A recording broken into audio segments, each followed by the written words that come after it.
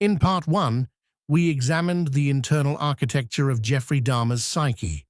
Now, we step across the threshold from theory into practice. This is where psychological need becomes routine, where compulsion hardens into method.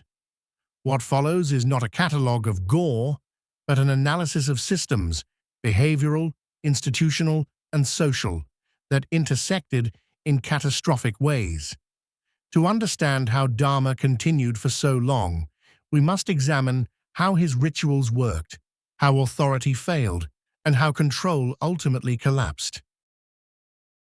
Dahmer's methods were not chaotic. They were iterative. Each encounter refined the next, guided by one overriding objective: maintaining possession while minimizing resistance.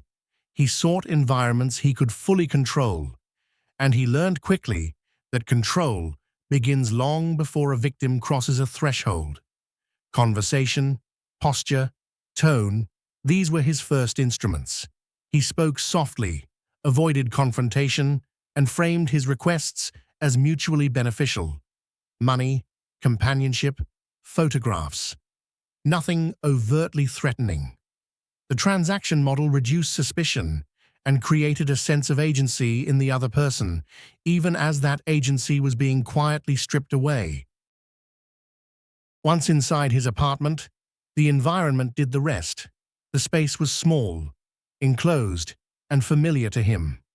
Familiarity breeds confidence, and confidence breeds mistakes, but also audacity. Dahmer relied on alcohol and drugs to incapacitate, not out of sadism, but to remove variables. Consciousness introduced unpredictability. Unpredictability threatened abandonment. His process was designed to remove uncertainty entirely. In his mind, this was not cruelty, it was efficiency. The rituals that followed were deeply symbolic. They were attempts to transform temporary presence into permanence. Photography served as memory capture, a way to freeze moments he could revisit. Preservation attempts, however crude, were efforts to defeat decay itself. This was not about trophies in the traditional serial killer sense. It was about continuity. He was building an archive against loss, a private museum where nothing left unless he allowed it to. Crucially, Dahmer did not view these acts as performances. There was no audience, no narrative of dominance. These were private solutions to private problems. This inward focus is one reason he evaded detection. Many serial offenders leak behavior outward, bragging, escalating risk, taunting authority. Dahmer did none of these. He did not seek recognition. He sought stasis. But no system exists in isolation. Dahmer's longevity cannot be explained by psychology alone. It requires an examination of institutional blind spots, moments when intervention was possible, even probable, but failed. These failures were not singular. They were cumulative. On multiple occasions, neighbors reported smells, noises, and disturbances. Each complaint was treated in isolation. No pattern was assembled. This is a common failure in bureaucratic systems. Information exists, but it is not synthesized. Fragmented data rarely triggers decisive action. Dahmer benefited from this fragmentation. More consequential were his encounters with law enforcement. Time and again, Dahmer was stopped, questioned, and released. His appearance mattered. He was white, soft-spoken, and non-confrontational. He fit expectations of harmlessness. When paired with victims who were marginalized, young men of color, members of the LGBTQ+ community, authority defaulted to dismissal. This was not an explicit conspiracy. It was a series of unconscious biases playing out in real time. One incident stands out as a profound failure of judgment A visibly distressed victim escaped Dahmer's apartment and encountered police. Dahmer calmly explained the situation as a domestic dispute between consenting adults. Despite clear signs something was wrong, officers accepted his explanation and returned the victim to the apartment. This moment encapsulates the danger of surface-level assessments. Calm demeanor was mistaken for credibility. Discomfort was mistaken for deviance. The system chose the explanation that required the least disruption. These failures reinforced Dahmer's sense of invulnerability. Each escape from consequence strengthened his belief that he could manage outcomes through presentation alone. This is a phenomenon well documented in behavioral psychology. Intermittent success amplifies risk-taking. When rules are broken without penalty, confidence expands. Boundaries dissolve.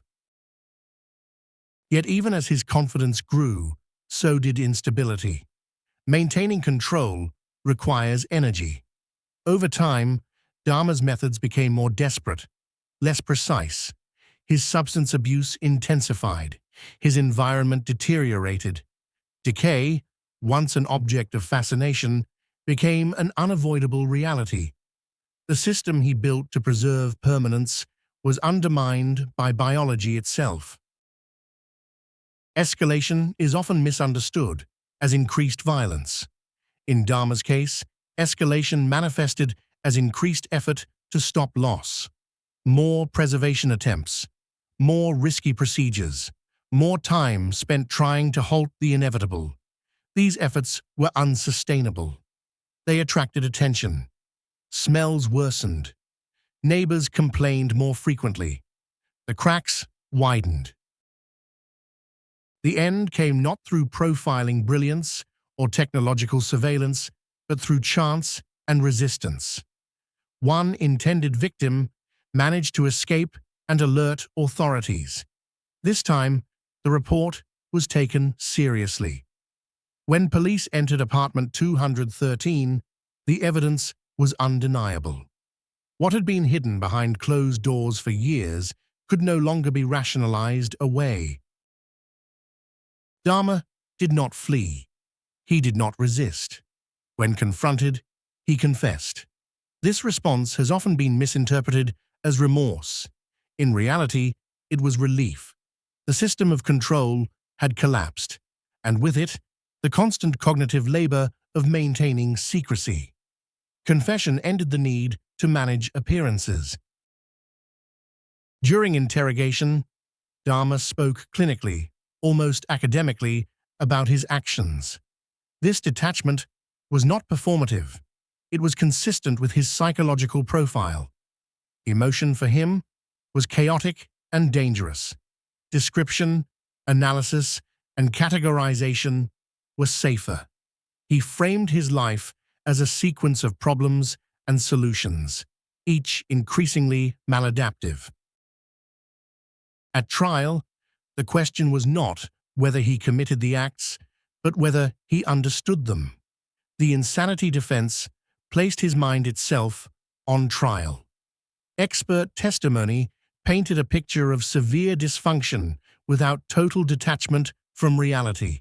He knew what he was doing. He knew it was wrong, but his capacity to stop was compromised by compulsion. The verdict reflected this complexity. Dahmer was found legally sane and sentenced accordingly. For many, this outcome felt insufficient. How could sanity coexist with such behavior? The answer lies in understanding that sanity is a legal threshold, not a moral one. It asks whether someone can distinguish right from wrong, not whether their internal world is intact. In prison, Dahmer's behavior shifted again. Deprived of substances and routines, he became introspective. He read extensively. He sought structure. Some observers interpreted this as transformation. Others saw it as adaptation, a new system to manage existence within confinement.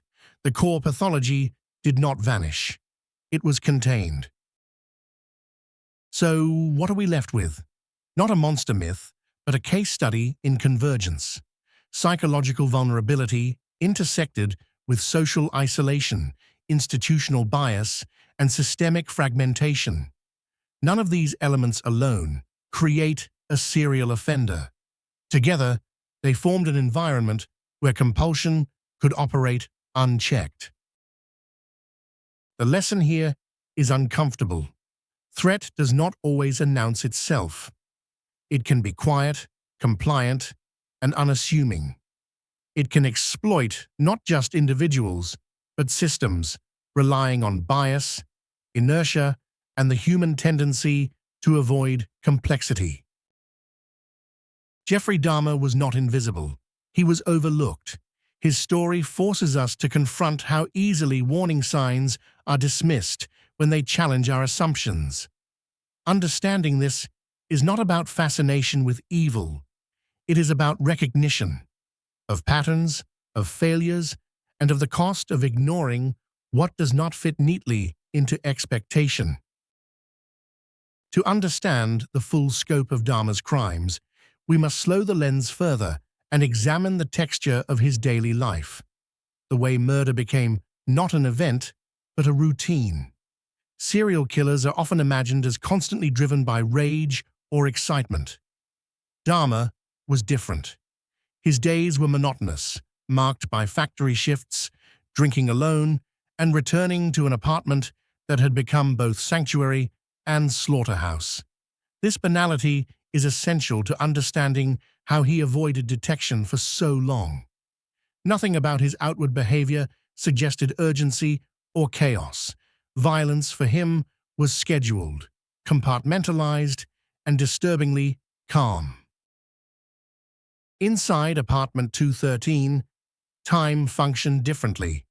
Once a victim crossed the threshold, Dahmer entered a dissociative state, a psychological narrowing where the outside world ceased to exist. He described this as a form of relief, a moment where the anxiety that plagued him daily finally went silent. The acts that followed were not impulsive explosions of emotion, but methodical steps carried out with chilling patience. This dissociation allowed him to separate the act of killing from any moral framework. In his mind, the victim was no longer a person with autonomy, history, or fear. They were transitioning into an object that fulfilled a need. Control was not just the goal, it was the atmosphere. Dahmer arranged his space carefully. Music played loudly, often the same tracks repeated. Not for enjoyment, but to create a psychological buffer. It drowned out reality. It masked sounds. It created a sense of ritual. Ritual is crucial in serial offending because it transforms chaos into structure. For Dahmer, structure was soothing. Every repeated action, the preparation of drinks, the positioning of the body, the cleaning afterward, reinforced the illusion that he was in control of a world that had once made him feel powerless. As the murders continued, the fantasy began to fracture. What once brought comfort started to require escalation. The body inevitably decayed. The permanence he sought was always temporary. This is where his crimes crossed into experimentation, not driven by curiosity, but by desperation. Attempts to create living zombies through crude lobotomies were not about sadism. They were about solving a problem: how to keep someone alive, compliant, and incapable of leaving. This was the logical endpoint of his pathology, the ultimate rejection of autonomy. These experiments also reveal something critical. Dahmer understood, on some level, that what he was doing was wrong. He hid it. He lied. He adapted. When neighbors complained about smells, he offered explanations. When police questioned him, he performed normalcy just well enough to pass.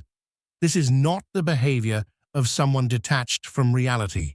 It is the behavior of someone who knows exactly how fragile their constructed world is, and how easily it could collapse.